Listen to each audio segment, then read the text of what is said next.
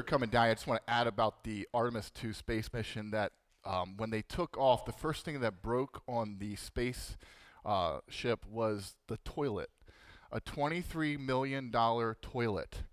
And I just want you to think about it. There were 4 astronauts on that space flight, 3 men and 1 woman. The only person who could fix the toilet, because it went flush, was the female astronaut. All right, so just think about that, right? Yeah, I know, right? You're clapping. Like 3 men could not figure out how to fix the $23 million toilet on the Artemis 2 space flight. We needed Christina Koch to do it. So I advertised this week's message on the sign out there, and I put a question, and I'll reiterate the question to you guys. And the question was, should our reality influence and shape our belief system? Should our observable reality, what we see going on around us, should that shape and influence our beliefs?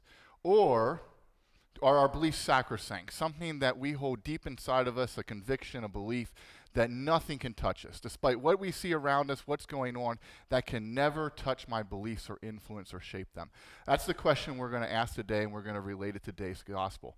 I'm going to start you thinking about that question with doing kind of a real-world example here, a little thought exercise. This is a scenario all of us face every day in our lives, and it's the question of, what do I wear? What clothes do I put on my body, okay? And so a big factor in determining what you're going to wear for the day is the weather. And you have some resources in your life that help you out with figuring out what the weather are. One of them, of course, is the weatherman. And you watch the weatherman. The weatherman's job is to predict the future and tell you what the weather is. It is amazing that the weatherman can get things wrong 5 times out of 10, and we still believe him. Just think, that's the power of belief right there. Like the weatherman says, it's going to be 3 feet of snow. Everybody goes out and buys all the milk, eggs, and bread in the store, all right? And then we get 2 inches, right? And we shrug our shoulders like, I'll watch the weather again. So you watch the weather, right? Say the weatherman the night prior as you're determining what you're going to wear, and the weatherman says it's going to be sunny and 75 the next day. So you think, okay, I'm going to lay out the clothes I'm going to wear for sunny and 75-degree weather. The next morning you wake up, and because we live in the 21st century, we have phones, right? And so we have like a weather app, right? So you pull up your weather app, and it says sunny and 75 degrees here in Felton. Well, it says 47 degrees, but we're just going to pretend it says 75 degrees for today. I wish it was 75 outside, all right? And you say, okay, great. I just validated my belief system that what the weatherman said. It's going to be sunny and 75 today. So I have the right clothes laid out. Then you get out of bed, and you walk up to the window, and you pull open the curtains. You look out, and it's raining. And the thermometer says 60 degrees. How do you dress? How do you dress? Now, you're thinking this is a really simple, easy problem. But I want you to think, because I've actually seen this problem in real life, and I can tell you the power of belief is very strong, because there's lots of people who are like, I don't understand. The weatherman said it's not supposed to be raining, and my phone says it's not supposed to be raining, and it's raining. Like, what do we do, right? People get very upset about this. It happened to me 2 weeks ago. Somebody was like, I don't get it. Why is it raining? The phone says it's not raining here in Felton. Okay, so people get upset about this. All right, how do you dress? Well, if you go with what you believed, and it's sunny and 75, and you dress like that and step out the door, what will happen? You're going to get rained on. There's no way around that. You're going to get rained on, okay? Because here's a fundamental rule. You can't get around God's creation. The rain is real, created by God. You can't sidestep or avoid God's world. The reality of God's creation is there, and you're never going to get around it, okay? So in this little thought example, how should we dress if it's raining outside? We should take an umbrella or a raincoat. We should allow the reality of the weather outside our window to influence what we believe, okay? That's the answer, all right? Now, today we have a gospel, and you have to understand there's a group of Jews who are the disciples, including Jesus. He's also a Jew. They've been raised in a Jewish tradition, raised in the scripture, right, the teachings of the Jewish faith, all right? And now Jesus has handed them a whole new faith system. And he's asking them to believe. That's the question he's asking of the disciples. I need you to put your belief in this. And they're struggling. That's why they're asking all these questions. They're like, Jesus, how do you expect us to believe in this? They're struggling with how to hit the believe button. So Jesus has to rationalize this to them. And what does he say? He says, do you know me? The key word being know. Do you know me? To know something means that it has to be that I can reach out and touch it, I can talk to it, I can understand it, I can embrace it. It has to be real. For me to know it, it's got to be a real thing. And of course, Jesus is real, right? So he's pointing that out to them. I am real. Do you know me? And then he uses this very famous phrase, right? I am the light, the way, and the truth. No one gets to a belief in the Father except through me. Key words. No one gets to the belief in my Father, who is ultimately, right, this great mystery of God, the great unknown, right? No one gets to that belief unless you go through me. Do you know me? Start with me, right? And he even tells Philip, don't you've been with me for how long? And you saying you don't know me? Because Philip's struggling with this, right? You know me. I'm real. And then he even points out, he says, if you can't even put your belief in me, look at the works. Look at what I have done. The real things I have done and performed with my hands. The words that have come out of my mouth that are all real. Put your faith in those, the real works. So notice how we are getting to a belief system in God through the reality of Jesus. Notice how that reality is helping to shape our ultimate belief system. See how the real Jesus, we're led to a belief in God the Father through him, through the real Jesus Christ. So you have to think about this with Christianity. We are a reality-based faith system. We don't push the real world away and ignore it. We embrace it. We embrace it. We go out there and we allow the real world, God's creation, to shape and influence our belief system in life. Think about those Beatitudes. Blessed are those who are persecuted. Blessed are those who are suffering. Blessed are the meek. Blessed are the tired. Right? And if you think about those words, right, those are very much an embracing of the real world. Unpleasant as it might be, the real world is not always hunky-dory. It's not always kittens and rainbows. Right? A lot of times it can be depressing. It can make us angry. It can make us sad. We can want to run away from it. But the Beatitudes are embracing of it. Right? Blessed are us if we are persecuted and suffering. Blessed are those who embrace the real world, for ours is the kingdom of heaven. I want you to think about that. Okay, we are a reality-based faith system. Our reality helps determine and shape our beliefs. No one gets to the Father except through me. It's very popular in our modern society to want to push reality away, okay? Because we're frightened of it, and fear drives us not to want to acknowledge reality. In fact, when I got that graphic for the sign out there, when I pilfered it from the internet, by the way. Anyway, so when I got it, the words on it, there were some original text on it said, allow your beliefs to create your reality. I was like, oh, no. I was like, we're going to rewrite that.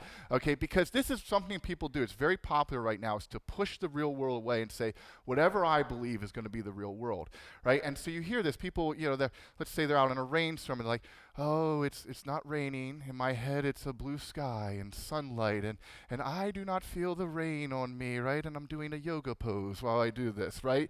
And it's very popular to play these mind games, right? To not accept that, hey, it's raining. I don't like that it's raining, but it's raining nonetheless. As Christians, what should we do when it's raining? We shouldn't be like, oh, let's just pretend it's not raining. We should say, hey, I don't really like this. I'm sure you don't like this. It's raining on us. But then what we should do is look around and say, hey, how can I alleviate the suffering of others around me and spread God's love? So, hey, I see you. I have an umbrella. Can I hold my umbrella over you to just keep some of the rain off of you? I can't stop it from raining, but I can help alleviate your suffering. Or maybe I have a raincoat, and I'm going to give you my raincoat. I'm going to look for ways to pass God's love around in this miserable situation in which I am at. And I can also spread some hope and say, you know what, it can only rain for so long. I can't make it stop raining, but I know it'll end at some point. It might take 40 days and 40 nights, but it'll end at some point. All right? That's a model of Christian life right there. We embrace the real world, we embrace the rain, and we look for ways to spread God's love by alleviating the suffering and misery of others. We get ourselves into trouble, guys, when we attempt to not line up our belief and our reality. And this happens so very much in our life. Reality is one thing, and what we believe is all the way over here. And not just spiritually, but physically, mentally, emotionally. I'll give you some couple different examples of this. Human relationships. You see this a lot, where people get upset with each other, angry with other people. They feel betrayed, hurt by the actions of others. And one of the things that when you talk to them about, I've been hurt by this person, they say, I never expected them to do that to me. I trusted them, and they really hurt me, right? And my phrase I like to say is when people say, do you trust them? I say, I trust them to be themselves. I trust someone to be themselves. And by that I mean that there's a reality to being human, which is we all have this wonderful good side about us, almost a divine aspect to ourselves, where we can do incredibly good things. And guess what? We also all have a dark side. Every single one of us. It's just the way it works. And sometimes we indulge in that dark side. We do things we shouldn't do to each other. And the problem is when we build up this persona about someone, say, oh, they're just a wonderful guy, just the greatest guy in the world, and then they do something that conflicts with that belief. When that reality conflicts with the belief, we get hurt. When if we just acknowledge that, hey, they're going to screw it up sometimes, we're in a better place. We might not like it, but we're in a better place because we've lined up our belief and our reality. Same thing happens when people really have a preconceived notion about someone, say, I just think they're the worst person in the world. And then when they end up doing something actually good, we don't even see it as good. Oh, they're just a screw bag that they just did that and I can't, they're just trying to do that to make good. Right? We don't see it as, wait, they actually did that and they were being a good person. So this really gets us into trouble when we don't line up our beliefs and our reality about people. Let's do another example. Aging.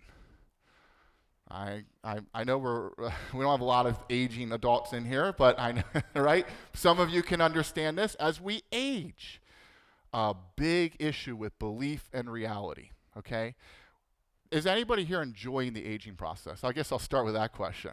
Anybody enjoying it? Not a single hand went up. The age, nobody enjoys it. Of course not, because as we age, our body deteriorates. The physical body deteriorates, the mind deteriorates. And how many older adults, if you ever taken care of an older adult, you know this to be true, they just refuse to believe, oh, I'm doing great. I feel like I was 35. Oh, I can do exactly what I did 20 years ago. Don't tell me I can't. Talk about the power of belief, not being in line with reality, okay? And it's the toughest thing in the world as we age to line up our belief and our reality. To say, you know what? I'm going to have to, use a handhold here to get up the stairs. I can't just run up the stairs like I'm 7 years old anymore. Because if I do that, I'm going to trip and fall. See how we're lining up the belief and the reality there? Very hard to do. Because it's an acknowledgement of what that reality is, okay? Unpleasant as it might be. This week, an older individual asked me to evaluate his driving, because he had some individuals telling him he should give up his keys. And if you've ever worked with older, that's like the big no-no. Older adults are like, you will never take my license or my keys because I'm done. I'm stuck. I'm dependent. Like that's it. It's like prison. So older adults will tell you, in fact, it's funny, all older adults will tell you that they're above average drivers. All right? Just think about that. They'll all tell you they're above that because nobody wants to give up the license or the keys. So this individual, first of all, this is not my mother, okay? All right, this is not Trudy, because otherwise Stitch and Chat tomorrow, it's going to be like Gossip Girl. Oh, I wonder if she's having trouble driving. Like, oh my goodness, right? It's not her, okay? It's a complete other person. Anyway, I was asked about drive. I went with this individual that helped drive. He's like, they tell me I got to give my keys. I want you to evaluate it. So we took off in the car, and he began driving in the left-hand side of the road. And he looked, he's like, look, I'm driving, I'm doing great. How am I doing? That's what he looked at me, and I said, if you were in England, you'd be doing great. Okay? And then there was a car coming towards us, and he's like, why are they in my lane? And I'm like, he's like, do you think I should get over. And I said, I highly advise it. And we as we meandered our way through these roads, he said, what do you think? Did I pass? And I was stuck. How do you deal with that, right? Because do you pop that belief bubble? And if you say, hey, I think you should give up your keys, they become angry. You guys know this, right? No, you can't, because you're taking away my keys, you're taking away my independence, my freedom. But think about if we keep doing this, right? Think about the power of that belief not being in line with the reality. Okay? My father willingly gave up his keys. And I don't mean to talk him up here, but I want to say he liked cars and he liked driving. So I can only imagine how tough that was. But I pondered, why did he do that? And I think I figured it out in my head. He had been a cop. He had investigated traffic accidents and traffic fatalities. He knew exactly what happens when you take it upon yourself to drive and you can't operate that car safely. Real world effects occur. Death and mutilation, not maybe of you, but of other people. And in his head, it was, I live in a real world where if I can't operate the car safely, I shouldn't be doing it at all. Talk about allowing our reality to shape and influence our beliefs. Think about that, okay? I'm going to conclude here we're going to talk about Flight 93 from 9/11, okay? Has anybody been out to Shanksville, Pennsylvania, the Flight 93 Memorial? Yeah, I have to. Everybody should go. It is, I would almost call it a spiritual experience to be out there. It's a beautiful place that the National Park Service has put together. And it's close. It's like 2.5 hours away out the turnpike. I am always, this story just lives in my head, and I think about it often, okay? Flight 93 there were 4 hijacked airliners on 9/11. 2 hit the World Trade Center, 1 hits the Pentagon. And then the final was Flight 93, in which the passengers revolted and the terrorists nosedived the plane into the ground in Shanksville, Pennsylvania. When you go out to the Flight 93 Memorial, they have the actual phone calls. There were 35 phone calls that the passengers made to people on the ground, family members. You can listen to the voice recordings there, and I will warn you, if you do it, it's gut-wrenching to listen to these people making these phone calls from the cabin of a hijacked airliner. A couple of things you learn when you're out there. One is the passengers, and there were 33 passengers, 7 crew, and 4 hijackers. Initially, the hijackers killed the pilots and were flying the aircraft. And the rest of the passengers, the 33 passengers, were herded into the back of the airliner. I mean, it would be like all of us, just random people, all of us being on an aircraft, and we would be in the back of the aircraft.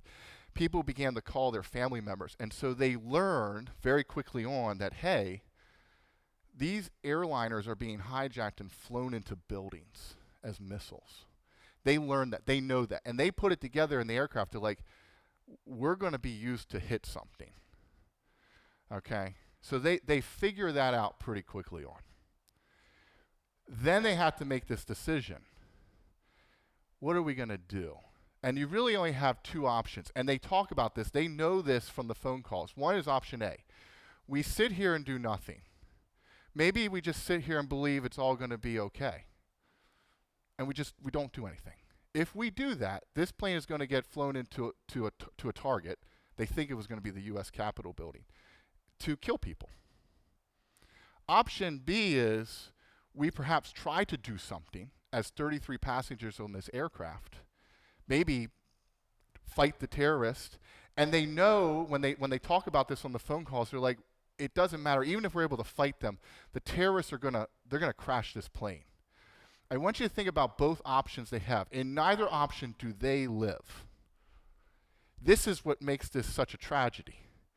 Both options, they die. The only difference is, do we save others, or do we allow the terrorists to fly this airplane into a building and kill people? All right? So we either just sit here and say, because some of the passengers were like, I don't want to think, they couldn't think about it, right? It was just too traumatic. Like, I'm just going to sit here and believe it's all going to work out. It's not going to work out. That's what they figure out on the phone calls. They say that this is not going to work out. So they take a vote. How American is that? They took a vote. And they voted they were going to try and take back the plane. And they make the final phone calls to their loved ones. It'll tear you up if you listen to these phone calls out at the 93 Memorial. It really is. It's just as they're wishing their loved ones goodbye. They're like, we're going to try and take this plane over and crash it so we can save others. This is what sends chills up my spine. As they all make their final phone calls to their loved ones, they all hold hands and they recite the Lord's Prayer. Think about this, guys. They're reciting the Lord's Prayer, and then they recite Psalm 23. And then the final words we have from those passengers on that aircraft is one man says, "Are we all ready to go?" Okay, let's roll. Complete radio silence. And within minutes, the plane nosedives into a field in Shanksville, Pennsylvania. Kills everybody aboard. But it doesn't reach its target. The passengers on that plane embraced the very brutal reality of what they were going through. They understood it. And they didn't shrink from it. They embraced it. They said, look, we're on the plane. We're the only ones, and we're not military. We're not law enforcement. We're 33 random Americans gathered together on this plane, and we're the only ones that have any chance of stopping this from hitting a target. And I'm going to die. It's not going to work out for me, but at least I can do something. Talk about spreading God's love to alleviate, right, the misery and suffering of others. But I'm not going to shrink away from the reality of this situation and play mind games and believe that nothing's going wrong here. I'm embracing it. I'm going to fight that evil that's in front of me and try and spread God's love in some way.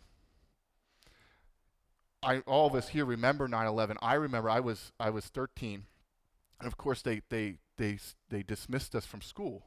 And I remember riding home on the school bus, and the bus driver, I can remember the bus driver, she was praying, because at the time, Flight 93 was still in the air, so we were all worried that it was going to hit something. She was praying, she was like, Lord, Heavenly Father, please, please, please find that aircraft and don't let it hit something. She was praying. She was praying for something, that plane would hit something. I remember getting off the bus and walking home, and I was looking in the sky because we knew it was in Pennsylvania. When I got home, my mother called me, and she's like, there's still a plane out there. And she said, you need to be, like, looking. I mean, I even was looking out the window into that beautiful blue September sky, and I was looking for that aircraft. Thousands of people were praying at that time because we couldn't find that aircraft, that God would not let it hit something. Faith moved mountains. Faith brought that plane out of the sky. Because 33 people, 7 crew, made the conscious decision to embrace the reality, the brutal reality of their situation, as unpleasant as it was, and said, I'm embracing this. This is going to shape my belief system. I have faith in God, and we're going to take this thing down and not let it kill others. Is there any more Christian story than this? When I listen to this belongs right up there with every other faith-based story we find in Scripture. When you think about the whole story there, it's incredible. And it's reality influencing our belief, as painful as that might be. I often say this, I don't know if everybody here is all in agreement with me when I say this, but I always like to say, faith is not belief in the unseen. Faith is belief in a real God in a real world. Amen.